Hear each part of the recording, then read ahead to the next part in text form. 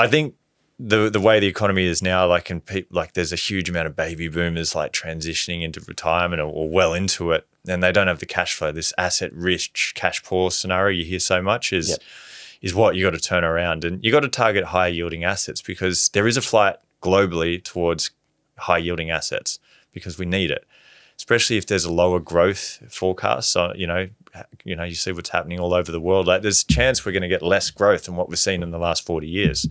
Especially for residential, because think about residential property. In the last 40 years, investing became popular. Women entered the workforce. There's just so much more focus on pushing prices up, all these government initiatives to help things along. And it's kind of created by a multiple of your average income for the household, it's super unaffordable now, residential property. So would that asset class keep growing at the same rate of the last 40 years? I would argue not.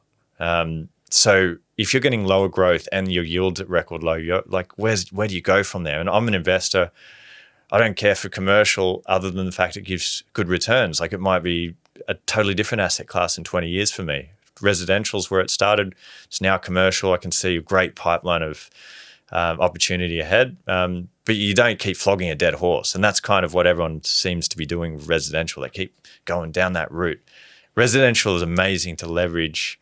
It's a way to get out of the middle income, lower income to that next level because you can put a small deposit, 80, 90% loan it and build wealth that way. But once you get to that kind of next level, you got to move into asset classes that make sense. And that's what every family office in the world does. They own, like family offices, we work with a lot of them. They're some of the most sophisticated investors on earth. They're the ones that own office towers in the city, and not the best example of that, but they've got a higher percentage of properties in commercial than residential. They don't go buy 30 little houses out in a small town. They go buy the trophy shopping center in that area because it gives them a better return. Yeah. I think that'd be, for New Zealand, I think we're a lot further behind with some of what you're talking about. But traditionally, it is buy your own home, leverage off of that equity, get a rental property. But even now, our median rent, say it's around 600, but let's say it's 700. That's 35 grand of income for the year. You then got rates, you've got property maintenance, you've got accounting, you've got insurance. You may have interest on that.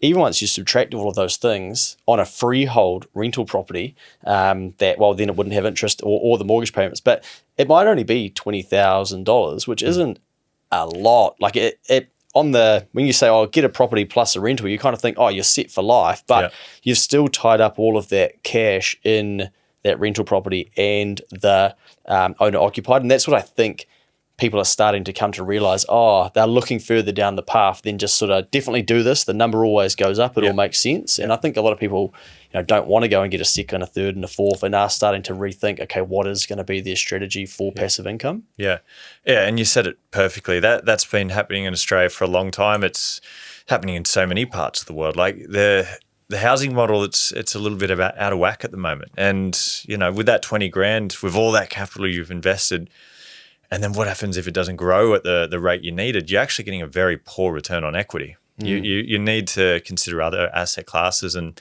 that's what we're here for. We just want to educate the market. We're not saying just go buy any old commercial property. Like you want to be quite careful with certain asset classes like office, like especially the high-rise stuff, but maybe a little freehold office with a doctor and a lawyer and accountant in it, that could stand the test of time. Like there's nuances to this, but I've got so much experience, like in the billions of dollars amount in Australia, and it's changed hundreds or thousands of people's lives, and it's only gaining momentum. There is a massive shift away from residential to commercial, but the shift is definitely not there. Like you still need to start in residential. That's the thing I want to highlight. You don't just jump in to commercial with no investment experience, because what if you did lose your tenant? You haven't hardened yourself dealing with little tenant problems in the residential field. Like maybe you've been a big share investor and you've dealt with ups and downs. Like you have to be hardened like that to be a good investor. And then if the bad day comes with commercial, which it will, you'll lose a tenant eventually, and you'll go, all right, how do I fix that?